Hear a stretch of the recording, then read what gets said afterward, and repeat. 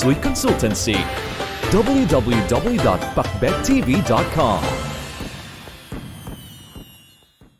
Ngayong 2024 mga kapakbet, malalaman mo kung isa ka ba sa mga pinalad na mga tao na yayaman at mabilis magkakapera base sa mga linya mo sa iyong palad. May mga senyalis kang dapat bantayan sa 2024 dahil baka ito na ang taon mo upang umunlad financially. Sa tulong ng pagbabasa sa mga linya sa palad kapakbet, partikular na sa iyong money line ay magbibigay liwanag kung ikaw ba ay makakakuha ng pera at yayaman. Subalit, hindi ito ipinapakita kung paano yayaman dahil nasa sipag at tiyaga mo ito nakabuntot. Kaya naman, huwag na nating patagalin pa at alamin na natin ang mga senyales sa palad mo na ikaw ay yayaman at magkakapera ngayong 2024. Sa pagbabasa ng linya sa palad, ang dominant hand ang titignan. Saan ba matatagpuan ang money line?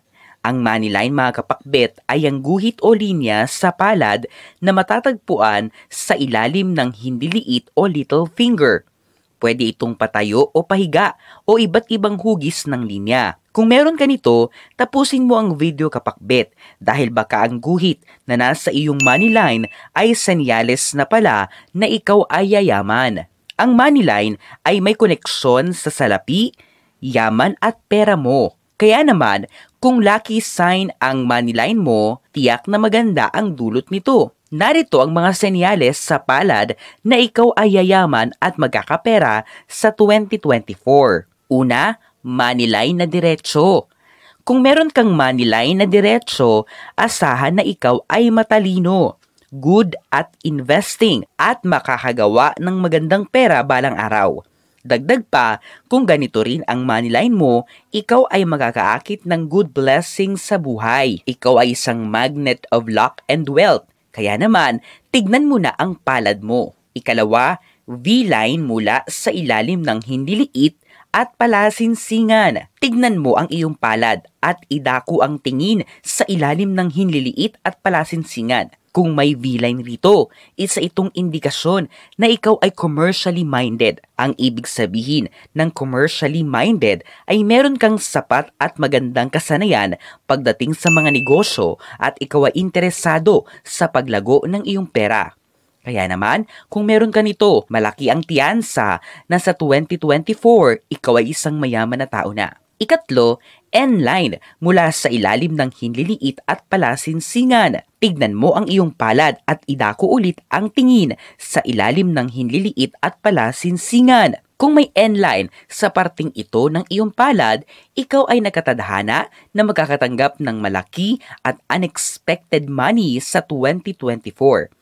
At sa mga susunod na taon, kung may part-time job ka sa 2024, malaki ang makukuha mong pera dito. Kaya, pagbutihin ang trabaho at part-time job na meron ka. We have crossed one more milestone. It's only the beginning. Visit our new store Kapakbet. Unit 1004 Cityland Shaw Tower, corner St. Francis Shaw Boulevard, Mandaluyong City.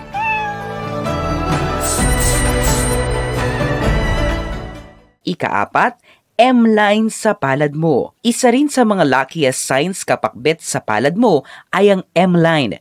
Kung may letrang M sa mga palad mo, napakaswerte nito. Kung meron ka nito, nagsasabi ito sa iyo na bago ka mag 40 years old, ikaw ay yayaman at uunlad sa buhay. Marahil, ikaw ay successful na at stable na ang income o hindi naman kaya ay naging matagumpay ang iyong negosyong itinayo.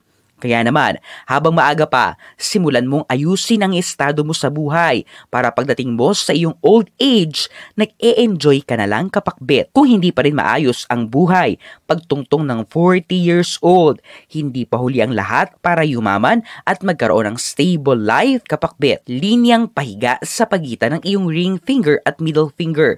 Kung meron kang linya sa ilalim ng iyong ring finger at middle finger na pahiga kapakbet, isa itong indikasyon na ikaw ay marunong mag-manage ng pera. Ikaw din ay matalino pagdating sa mga money-related decisions sa iyong buhay.